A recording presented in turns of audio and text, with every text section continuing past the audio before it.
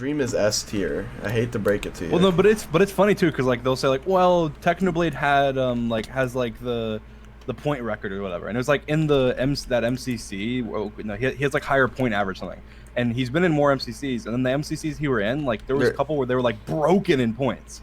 Like there was the one where Tommy, like there was like they look at the top 10 like most points ever, and 5 of them are from one MCC, and they still count that into the averages. It was like the MCC where it was donated to like Black Lives Matter or something, I think, and so they upped the coins. That way, everyone got more coins. I got my coin. It came in the mail. It's pretty cool. Well, I'm talking about like I'm not talking about that stuff. Coins. I'm just saying I have a coin and Puns doesn't. I just wanted to bring that up. I haven't played yet. You know, all I'm saying is Carl has a 100% win rate, and it doesn't matter. It's like it's one of those things where it doesn't. It's to me. It's funny. It's not bothersome. It's funny because Seattle, it's like Washington. It's very I don't know. It'll just be, it gets funnier and funnier because like it used to be more of like, okay, they can debate it, but then now it's like it gets funny to see people try and like they have to jump through hoops to try and like justify their reasoning without being like, I don't like Dream.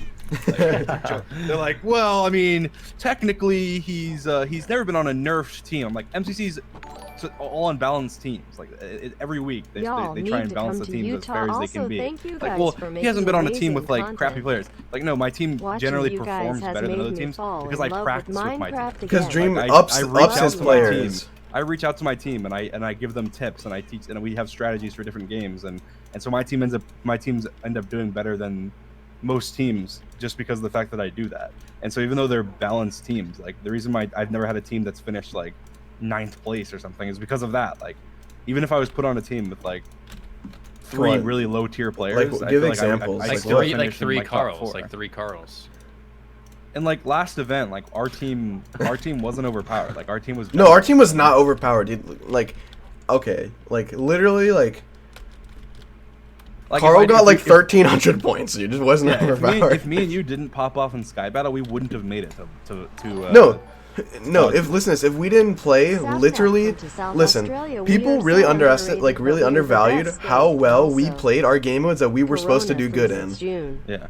Like we did bad in the ones we were supposed to do bad in, but in the ones we were supposed to do good in, we went. We killed. Like Parkour Warrior, me and you were 1 and 2. Sky Battle, me and you got were number 1 1. and 4. Well, like, we got. I got number 1 by double the points, and you got number 4. I think I got 5, but.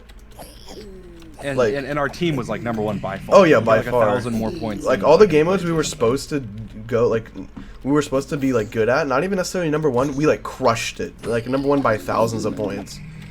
Yeah. And people exactly. undervalue that. In Parkour Warrior, we got like number 1 by a couple thousand points, and same thing in the other. Like, look, hot take. I hate it when people say Parkour Warrior is not a good game mode. It's a good game mode. People just need to get better at parkouring. That's the truth. And what's funny is that in the last one, people were like, well, like Dream, the only reason Dream finished it is because like he practiced it the most. And I'm like, well, before the last one, I didn't even practice. First of all. First of all, everyone practices. And everyone practices. And 3, they changed every section. Yeah. Every single section was changed except for the last like 2, and I still finished. The parkour is not even that hard either. No, it's not. It's really not. Like you should see some hard parkours. Like what makes the parkour hard is that people are rushing doing it for the first time. Like it's not if you're doing it for the first time and all these sections are changed, you have to figure out how to do these jumps quickly. Like you can't spend 5 minutes on a section learning it. Like you have to just do it very quickly. Which is just I don't know.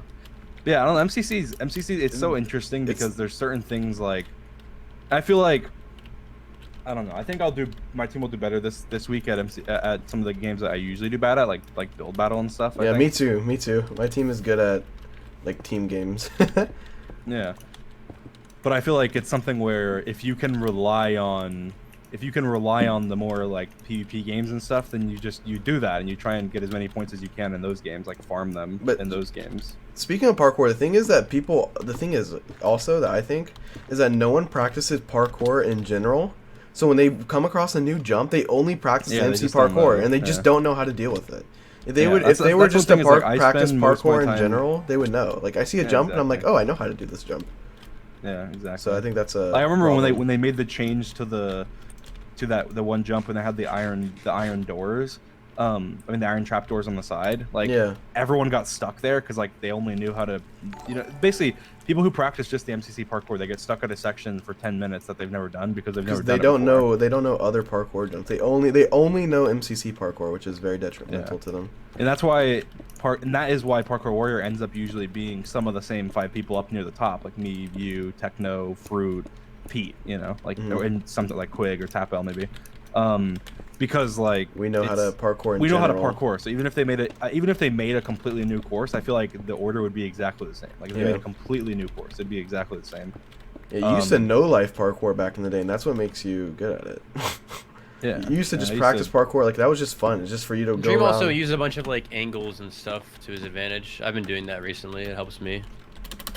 Yeah. Dream Dream has like lineups and stuff. Yeah. He lines up the shout. And it's one of those things where sometimes lineups you may not get right away, but you may realize right away, oh, I'm going to do this lineup. But yeah, I think people like Parkour Warrior it gets a lot of unnecessary flack. I think they shouldn't have tried to make it hard. Like as an example, like Ace Race, in my opinion, is very comparable in terms of like you just practice it. It's one map. It's like if you're better at like all the top 5 are pretty much going to be the same because you're just going to get like if you're better at it, you're better at it. Although I did really bad in Ace Race. I usually get top 10. The reason people love Ace Race is because they're not making Ace Race harder to hurt the bad people. What they should have done, instead of making it harder, they should have just made parkour longer, so it's harder to complete. Yeah.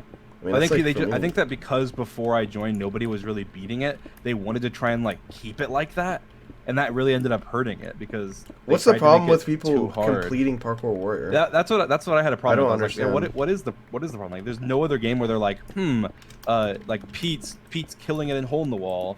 I guess they did do that with the psych wall, but still, like they're like Pete won't be like exclusively the only one winning hole in the wall, and they didn't really change much about that. And they didn't remove it or anything. And then same thing with like Ace Race. It's like it's the same 3 people usually. I mean, Techno murked Ace Race. Yeah, he killed it. But it's because obviously if you just know all the tips and tricks and stuff, and then you have to like he played perfectly on the day, and like that's very hard to do. Like I realized in mine, I was like, if I had played perfectly, I probably would have finished like 10 seconds behind him or something. But there was like 2 or 3 times where I made mistakes that cost me 10 seconds each or something. Yeah. It's just one of those things where you have to really. It was really impressive, like going back and watching his thing. And also, we didn't even get like we honestly could have like if we had gotten like survival games and battle box and we switched out a few of those game modes, we would have just probably annihilated. That's true. MCC. Replace Build Mart with battle box, and we just crush it. And replace if you replace Build Mart with battle box, and you replace what's another game? And you replace what's it called? The Elytra one. What is that? Rocket Spleef. Rocket Spleef. And then you replace Rocket Spleef with Skywarps, like with Hunger Games. Dream is breaking probably the point record. Well, I don't know about that, but we finished first. There's no way our team doesn't finish first if we get those games. But also, but that's not games, even. It would have been us versus Techno in the finals. Probably. Then that would have been way more hype.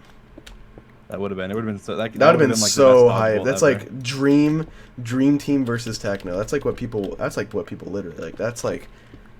If you could pick who's in the finals, I'm pretty sure a lot of people would pick that. That would have been epic.